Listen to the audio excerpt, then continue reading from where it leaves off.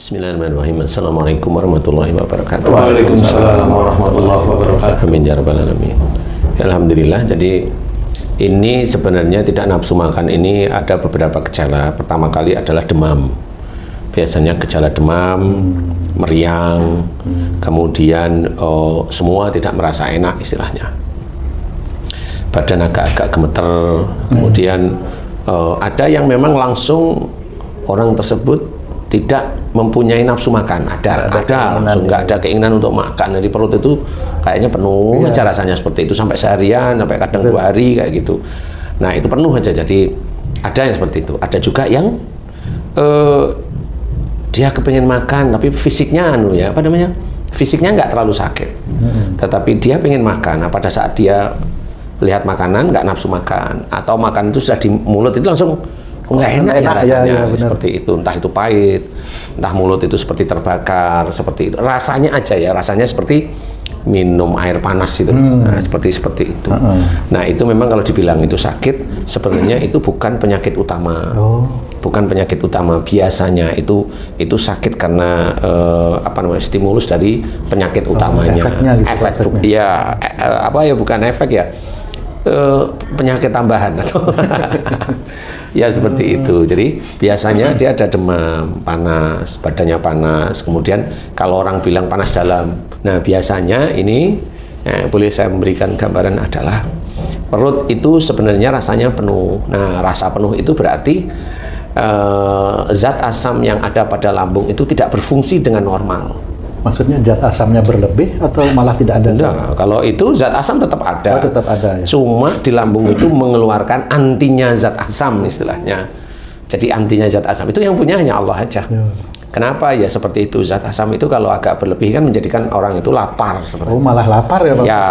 Gitu. Atau perutnya kosong, tidak ada makanan yang hancur-hancur, itu akan menjadikan kan namanya. Ini zat asam nih ya, ini ini makanan. Ini kan dihancurin dengan zat asam itu ya. Nanti kan sebagian dimasukkan ke dalam usus nih, ya kan gitu nih. Sisa-sisanya gitu. Ya. Kemudian kan muncul zat asam lagi dari lambung, itu akan muncul zat asam, itu sunatullah. Nah zat asam inilah yang nanti terdetek oleh lambung itu yang menjadikan rasa lapar. Seperti itu. Makanya rasa lapar yang agak berlebih bagi orang-orang tertentu perih. Tapi perih itu dikategorikan oleh banyak orang itu mah.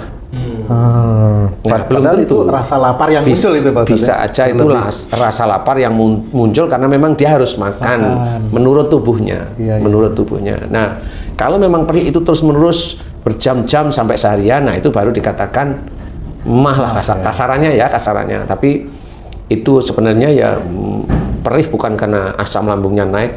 Kalau dibilang asam lambung naik, ya bolehlah kalau analisa seperti itu ya. Tapi kalau saya ada sesuatu di lambung yang menjadikan lambungnya sakit gitu aja.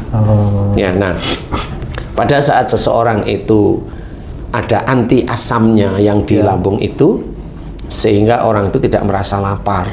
Nah, tidak merasa lapar inilah sebenarnya kenapa biasanya basic dari tidak merasa lapar ini, biasanya orang tersebut biasanya sehari-hari dia itu kalau diberi masukan atau diberi nasihat, relatif malah merasa dirinya itu lebih tahu. Saya tidak bilang menolak dulu nih, merasa lebih tahu, lebih pandai istilahnya. Jadi kalau mamanya kamu nasihatin saya itu, kamu ngomong tapi saya tanya, itu penolakan gitu Pak. Penolakan tapi kamu nggak akan tahu gitu. Nggak tahu gitu. Nggak tahu karena kalau saya nolak gitu ya diem. Nah, umpamanya gitu. Nah, kecenderungan itu seperti itu. Orang yang dia tidak punya rasa lapar pada suatu ketika itu, dia punya ciri atau sifat itu kalau diberi masukan sejak dulu bukan akhir-akhir ini, itu merasa dirinya itu lebih tahu, lebih ngerti. Sehingga nanti muncul penolakan. Dia malah lebih pintar ngomongnya daripada yang memberikan nasihat. Nah, kalau seseorang itu dia nggak lapar, dia hanya cuma merasa lebih tahu daripada yang nasihatin. Hanya itu dulu. Yang berhubungan dengan hal apa nih kira-kira Pak Ustadz? Iya semua macam-macam ya. Umpamanya kamu cerita tentang masalah pekerjaan namanya. Ya, saya itu malah merasa lebih tahu daripada kamu. Merasa loh ya ini. Kamu cerita itu sebenarnya saya malah nimbrungi kesannya lebih pintar daripada kamu. Ini belum nolak loh ya ini. Nah, itu merasa lebih tahu dan orang seperti itu banyak. Rata-rata kayaknya gitu. Rata-rata seperti itu. Nah, itu nanti munculnya adalah penuh perut itu. Gitu. Jadi nggak ada rasa lapar, apalagi kondisi lagi sakit umpamanya. Nah, nanti kalau umpamanya orang yang kalau makan kemudian dibalikkan mutah ya. Nah, ini beda lagi. Jadi orang yang makan kemudian mutah dan seringnya seperti itu, biasanya orang tersebut itu dirinya kalau diberi masukan atau nasihat dia ngebantah. Nah, ini beda lagi nih, sudah bukan hanya cuma dia merasa lebih tahu, tapi ngebantah dengan emosi. Makanya oleh Allah Ta'ala sama, kalau dia makan dikeluarin oleh Allah Ta'ala, diizinkan keluar oleh Allah Ta'ala karena sama dia ngebantah nasihat itu sebenarnya baik untuk seseorang ya, tapi dia bantah. Paham? Nah, sama, makanan itu baik untuk tubuhnya. Ini yang baik, bukan minuman keras loh ya. Bukan minuman keras, bukan makanan-makanan yang haram, bukan. Makanan yang baik nih. Kemudian dia mutah. Nah, ini sama. Jadi perutnya menolak makanan. Jadi perutnya tidak mau sesuatu hal yang sebenarnya baik untuk tubuh. Jadi sama. Jadi analisa dari sifat-sifat manusia itu bisa dilihat dari kesehariannya apa yang terjadi pada tubuhnya. Jadi kalau umpamanya pas lagi sakit makan mutah, atau kalau enggak makan pun kan ada itu sampai hanya ilernya saja itu. Enggak ada isi perutnya udah keluar semua gitu, padahal nggak makan lagi, itu kan nah itu sama. Kalau dinasihatin atau diberi masukan itu selalu nolak. Dan kalau sampai itu sudah makan sudah nggak ada, itu masih terus sampai hanya iler-ilernya, ini punya tipikal ya. Jadi kalau dia udah nolak itu sampai orang yang ngasih nasihat itu udah sampai diem. Gitu ya? Iya, jadi sudah ya begitulah dia. Itu ciri manusia sebenarnya. Jadi dilihat dari secara harfiah sebenarnya kelihatan manusia itu bisa dilihat nilainya di hadapan Allah Ta'ala itu sebenarnya ketahuan. Nah, kalau seseorang itu memakai umpamanya mulutnya pahit gitu kan, kita kalau makan mulutku pahit ya sekarang. Nah, memang biasanya mulutnya ini biasanya dipergunakan untuk selalu ngomong yang omongannya itu sebenarnya tidak nyaman didengar, tidak nyaman, jadi agak meremehkan, nggak harus marah, agak meremehkan, merendahkan, ya, seperti itu. Mulut yang pahit itu insya Allah seperti itu. Jadi makan masuk tapi pahit gitu loh. Nah, itu di mulut, jadi bukan di lambung. Jadi mulut itu berarti dia sering meremehkan. Langsung ngomong sama orang. Nggak harus langsung ngomong, gitu. Langsung ngomong bisa, di belakang layar juga bisa. Itu sama ya? Jadi umpamanya kamu nih lagi ngomong nih ke saya dengerin biasa. Tapi saya tahu omonganmu salah. Nah, bisa aja omongan saya itu nggak enak. Oh, kamu itu nggak tahu apa-apa ngomong gini. Nah, pertama itu langsung. Atau saya diem pergi ngomong sama orang lain, itu tutung tuh omongannya aja gini, kerja aja nggak bisa ini itu. Omongan aja kelihatannya baik, tapi dia sehari-hari juga nggak enak sih sebenarnya omongannya gitu. Jadi keluar dari fakta omongannya. Nah, di situ nanti kejadiannya kalau dalam sehari-hari pahit mulutnya, nggak harus sakit sih. Pahit gitu loh. Kalau ada emosionalnya selain pahit nanti seperti itu, kayak makan atau minum atau makan ya, ngunyah makan di mulut itu kayak minum air panas ya menurut saya ya. Seperti itu. Nah, itu adalah ciri bahwa mulut kita ini memang racun istilahnya. Jadi harus difahami. Tapi kalau bagi sedulur beriman ingin belajar, ayo, udah diceritain dalam hadis Nabi bahwa mulut ini adalah pencipta dosa paling banyak. Ya, jadi mulut harus diatur. Kalau memang itu nasihat baik ya dengerin. Sering mengalami nih penyakit yang tidak nafsu makan, Ustaz. Dari pagi malahan sampai malam tuh nggak mau makan karena tidak nafsu makan. Tapi lapar, Ustaz. Lapar tapi mau makan apa aja yang dia bayangkan gitu kayaknya nggak enak gitu. Sebenarnya apa yang menyebabkan itu, Ustaz? Akhlak itu, Ustaz, sampai dia nggak nafsu makan padahal dia lapar, Ustaz? Macam-macam ya. Jadi begini, kalau dia lapar mamanya, dan tadi lapar katanya, lapar, tapi nggak mau makan. Kalau seperti itu sebenarnya dia sendiri itu banyak membutuhkan masukan atau nasihat. Tapi kalau dia diberi nasihat menyepelekan, Jadi kalau diberi nasihat itu menyepelekan, padahal dia itu begini nih ngomongnya, kasih masukan nih, saya ada masalah ini, saya kan butuh nih, kasih masukan, saya ada masalah ini butuh nih. Nah Haji itu ngomong ke saya, ini kan nasihat masukan bukan, tapi saya alah itu aja, itu. Padahal awalnya butuh. Awalnya dia butuh, paham belum? Iya, Pak. Dan orang yang seperti itu banyak. Awalnya adalah umpamanya cerita nih. Tung, nah ini istrimu umpama kan bisa ya? Bisa ya. kalau ini bisa. Tung, tolong dong ini, kamu kasih nih istri. Semampu kamu nih. Iya. Nah, nggak taunya istrimu itu malah ngomelin kamu. Padahal yang diminta, ya sudah. Gitu. Iya. Itu kan sama. Iya, betul. Membutuhkan sesuatu dikasih, tapi malah ditolak. Malah gitu. jadi ribut gitu. Nah, kalau ribut kan kamu sendiri yang tahu lah ya. Artinya berlebihan ngomongnya. Iya. Ya tepatnya ribut itu tadi. Jadi itu mirip. Itu mirip. Jadi kita butuh, udah tanya nih, tapi dikasih malah ditolak gitu. Iya. Dan itu orang seperti itu ada dan banyak. Kesannya dia butuh, tapi pada waktu diberi masukan ditolak. Walaupun tidak semua hal itu ditolak ya, tapi prosentasenya bisa dilihat itu. Jadi dia sering menolak walaupun dia itu butuh sebenarnya. Nah itu sama. Jadi dia kepingin makan tapi lihat makanan nggak selera. Nah itu biasanya seperti itu. Jadi insya Allah itu orangnya ya seperti itu. Kayak mamanya ya orang-orang itu begitu aja, mau orang biasa kan, mau orang menengah atau pejabat begitulah ya.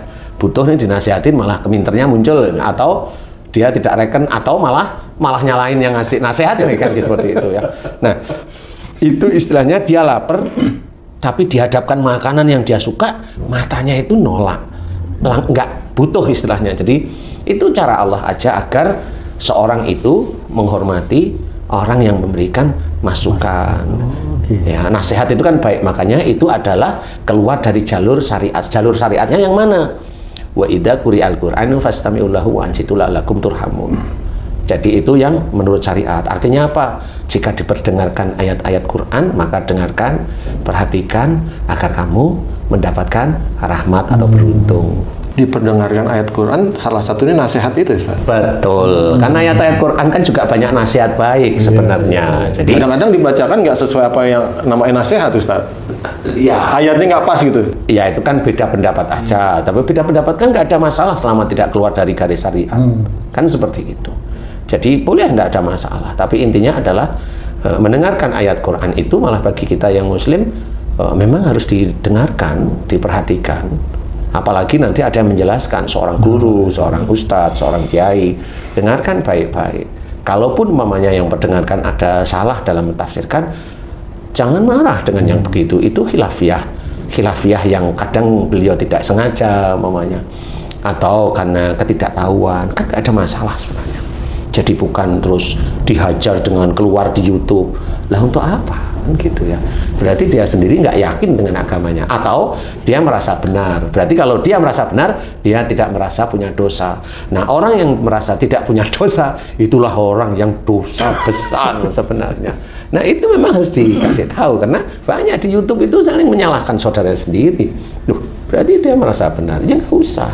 Lah kan saya mau syiar, lewat mana syiarnya? Ngomong dong yang baik, kan gitu ya. Syiar itu kan ngomong yang baik, memberikan masukan yang baik, tapi tidak perlu dimunculkan orang, tidak perlu dimunculkan ini, kan gitu. Nah, insya Allah seperti itu sih. Jadi seseorang kalau memang ada ini kan butuh nasihat, butuh guru, butuh ayat-ayat Quran, butuh hadis Nabi yang sahih, harus kita dengarkan, butuh penjelasan. Kadang dijelaskan oleh guru, kadang juga nggak pas dengan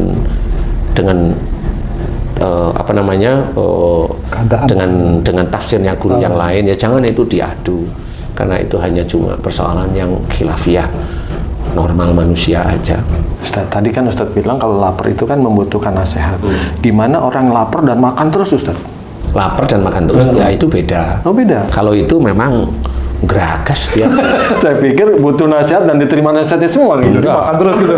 Orang yang begitu malah kadang-kadang ya seperti itu. Kadang-kadang ada sebenarnya dia butuh nasihat, iya, tetapi malah kesannya nasihat memang didengerin, tapi nggak terlalu digubris bisa. Jadi kesannya dia makan itu banyak, tapi kok nggak kenyang ya itu bisa. Jadi gubrisnya dia tidak marah, tapi gini nih, saya minta nasihat sama Haji nih, saya dengerin nih. Ya, tapi nanti sehari-hari apa yang saya tanyain nggak saya laksanakan gitu, tapi tanya lagi gitu. Seperti itu. Jadi bisa seperti itu. Atau memang dia sendiri juga geragas. Geragas itu apa saja dia makan. Seperti itu. Nah, ini juga bisa, tetapi kondisi-kondisi yang orang yang maunya makan banyak belum tentu itu berhubungan dengan nasihat. Tetapi berhubungan dengan macam-macam. Saya kasih contoh namanya sih. Dia sejak awal sudah punya pikiran, kalau nggak makan mati. Nah, itu perut di sini maunya lapar sudah.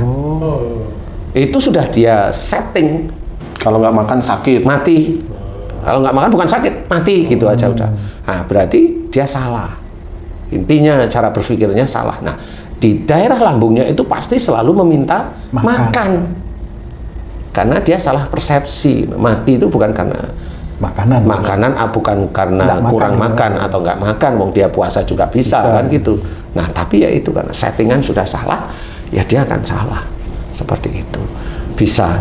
Yang lain ya bisa, yang lainnya. Intinya sih berhubungan dengan kalau yang nggak bisa makan itu berhubungan dengan nasihat. Tapi kalau makannya banyak, tidak secara langsung berhubungan dengan nasihat. Itu aja kuncinya.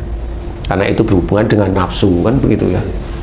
Insya Allah seperti itu. Nah, cara-caranya sama memohon ampun kepada Allah Ta'ala. Kalau mulutnya pahit, jika omongannya itu tidak enak, ngerendahin orang, pahit didengar orang, kan nggak nyaman ya didengarin. Nah, itu mohon ampun terus. Nanti mulai pulih. Seperti itu. Jadi kalau ada seperti minum air panas kalau makan itu, nah itu berarti ada emosi yang disimpan di dalam bicara. Walaupun tidak kasar bicaranya, tapi tidak enak intinya. Jadi mohon ampun kepada Allah Ta'ala seperti itu. Kemudian kalau lambung tidak mau terima makanan, insya Allah itu dari sedulur itu tidak mau menerima nasihat. Nanti dilihat nasihat siapa yang sering tidak mau. Bisa aja coba dilacak dengan suami. Nanti dengan, oh iya ya saya kalau diberi masukan sama suami sulit. Kalau memang dia laki-laki dengan istri, diingat-ingat, oh iya ya saya kalau istri saya ngasih masukan, saya selalu nolak. Begitu-begitu aja sih sebenarnya. Atau dengan orang tua. Kalau dikasih nasihat anak nolak, enggak, insya Allah tidak masuk di titik itu. Karena kalau anak mau nasihatin orang tua, harus ada adab istilahnya. Jadi tidak serta-merta langsung bapaknya salah langsung ler ya nggak boleh. Seperti itu. Jadi harus ada adab, sehingga kalau anak nasihatin orang tua kan saya juga nggak tahu nasihatnya apa. Tapi kalau nasihatnya jelas itu ya bisa aja benar, tapi ya harus ada adab di situ itu. Insya Allah seperti itu. Mudah-mudahan ini manfaat, karena itu bisa dimohonkan ampun kepada Allah Ta'ala tanpa obat. Semuanya cepat insya Allah. Semakin itu dikerjakan semata-mata karena Allah Ta'ala, mohon ampunnya juga tulus insya Allah. Allah memberikan kesembuhan itu cepat insya Allah. Wallahu a'lam.